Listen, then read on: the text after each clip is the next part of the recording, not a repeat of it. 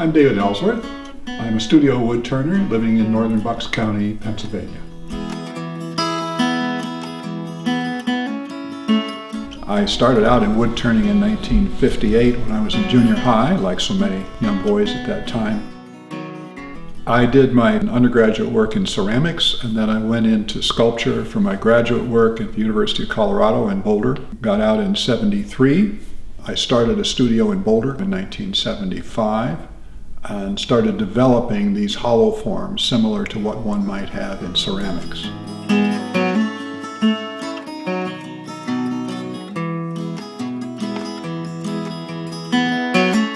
The influence of clay goes throughout my work, both in shape and concept and aesthetics, and I have simply developed that format ever since, and now I'm known for this style of turning with a very small opening, very thin walls, very delicate, buoyant pieces.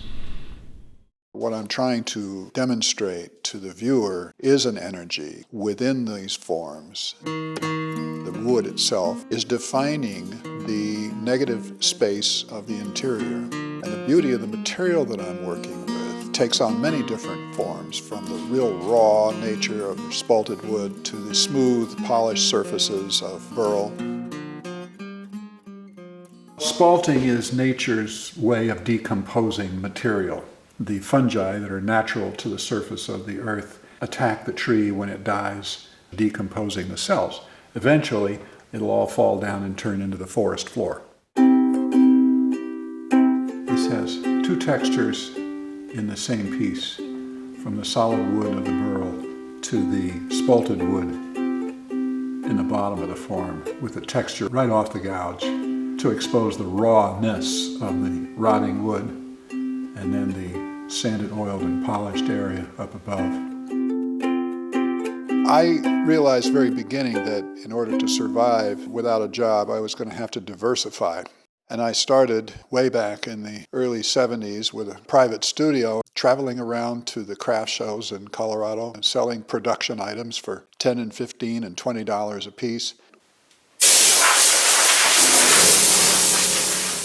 And I was shooting a lot of pool in order to survive.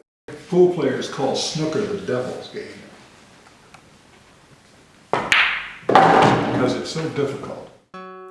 Part of the mystery of pool is to, as they say, snooker your opponent. You're trying to beat him and yet walk out of the place shaking hands before he knows what happened.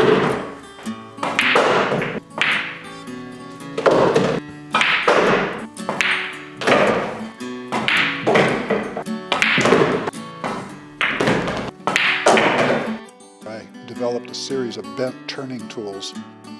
To larger and larger forms required larger and larger tools. But since there were no tools like this around, people gravitated to the tools as well as the objects so that they could do that too.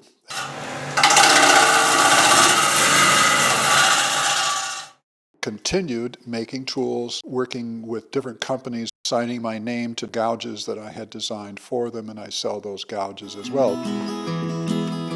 In 1990, I started a school here in our home in Pennsylvania.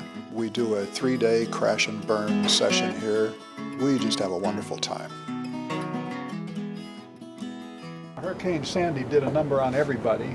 We only lost about 40 trees in this 20 acres, but of course 15 of them came down on the driveway right where the power lines are. And this maple tree snapped the right-hand side off, just blew it onto the ground. We've cut it up and used it for my students.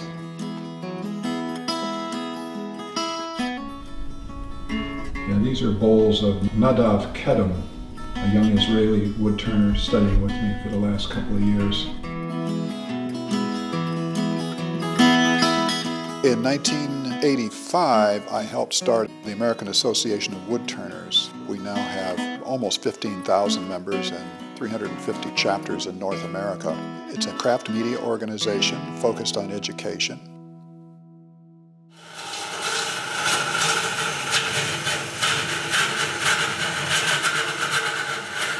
I see no significant parallels between snooker, pool, and woodturning, with the possible exception of the inward feeling of excellence and pride, knowing that when you're doing a really, really good job, you're not thinking.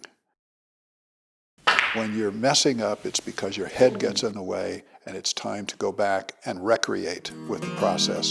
Focus on the process instead of the product, and that would be, to me, the only similarity between the two.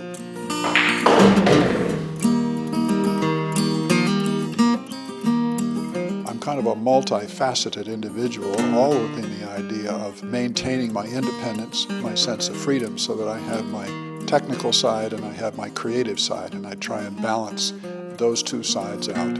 And it's been a wonderful experience all the way through this last 40 years.